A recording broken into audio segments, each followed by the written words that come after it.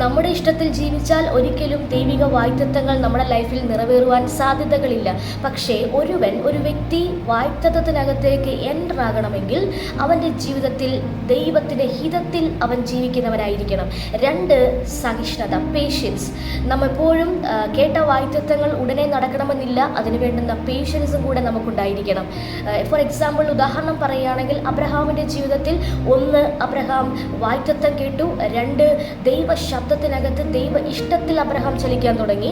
3-മതായി ആ ദൈവിക പേഷ്യൻസ്. എത്ര വർഷം, 25 years അബ്രഹാം ആ വാഗ്ദത്തത്തിനകത്ത് സഹിഷ്ണുതയോടെ കാത്തിരുന്ന് ആ വാഗ്ദത്ത വിഷയത്തിന് അവകാശിയായി മാറി.